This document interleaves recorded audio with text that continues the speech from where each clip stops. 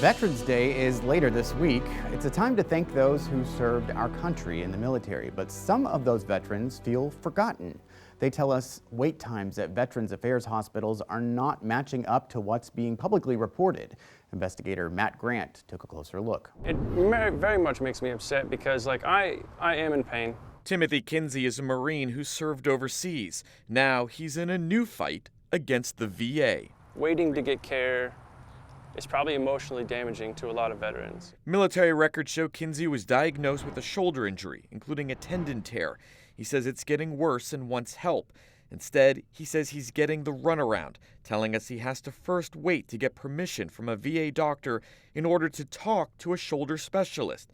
He says that's the VA policy. I have to wait 3 months just for the primary care just to tell me it's okay. By the time I get to the specialty care, it's been 6 months. The VA outpatient clinic in Austin is the largest in the country, reporting an average wait time of 18 days. I don't think I've ever waited less than 30 days for anything. Kinsey's father-in-law, Don Jackson, is a Navy veteran who served in the Gulf War. Some of the things that I went through, you never forget those things. Diagnosed with PTSD, Jackson says virtual visits once a month with rotating counselors are not adequate. It's maddening.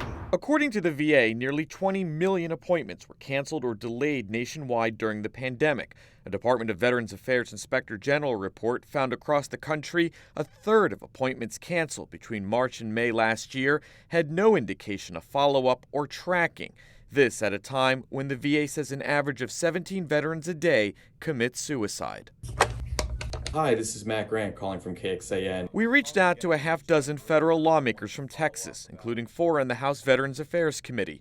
Representative John Carter of Round Rock tells us, "I will continue to work with the administration and my colleagues from both sides of the aisle to continually improve the veteran community's quality of life." In a statement, the VA defends its handling of the veterans we spoke with, saying it didn't miss a beat during the pandemic, adding in Austin, any veteran in crisis can walk in and be seen on the same day, telling us the Central Texas VA healthcare system has made significant strides in healthcare delivery and accountability. In fact, it is now a leader.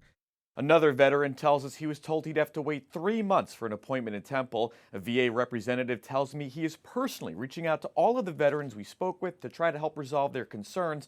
Officials say wait times vary by location, type of care, and whether or not a patient is new or established. Back to you.